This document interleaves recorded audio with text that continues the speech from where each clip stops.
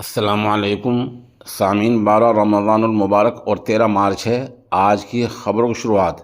मक्का मुकर्रमा से शेख मिक़दाद अस्सय्यिद की तिलावत कलाम पाक से की जा रही है। माशाल्लाह, आप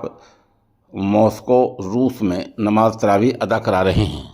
या अय्युहल्लज़ीना आमनू इन्न कसीरम मिनल अहबारि वर्रुहबानि लयअकुलूना अम्वालन नासि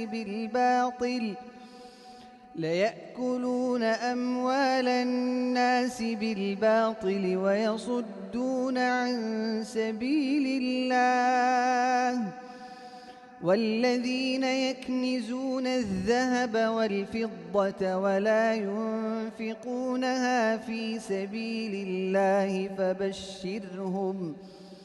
فبشرهم بعذاب أليم يوم يحمى عليها في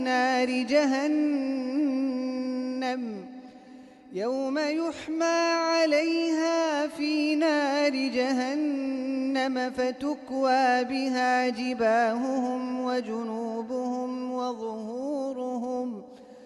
هذا ما كنزتم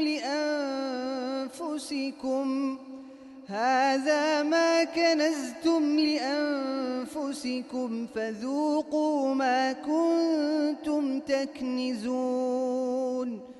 إن عدة الشهور عند الله 12 شهرا في كتاب الله يوم خلق السماوات والأرض منها 4 حرم ذلك الدين القيم فلا تظلموا فيهن أنفسكم وقاتلوا المشركين كافة كما يقاتلونكم كافة واعلموا أن الله مع المتقين إنما النسيء زيادة في الكفر يضل به الذين كفروا يحلونه عاما ويحرمونه عاما ليواطئوا عدة ما حرم الله فيحلوا ما حرم الله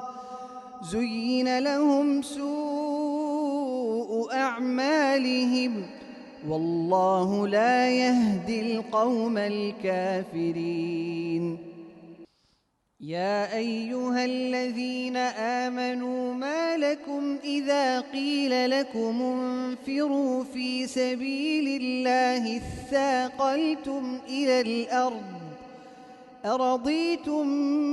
بالحياة الدنيا من الآخرة فما متاع الحياة الدنيا في الآخرة إلا قليل إلا تنفروا يعذبكم عذابا أليما ويستبدل قوما غيركم ولا تضروه شيئا والله على كل شيء قدير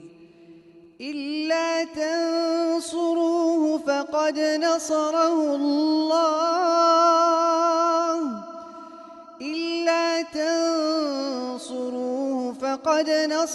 الله إذ أخرجه الذين كفروا ثاني اثنين إذ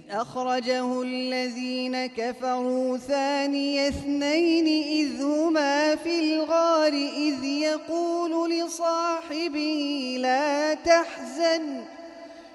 يقول لصاحبه لا تحزن إن الله معنا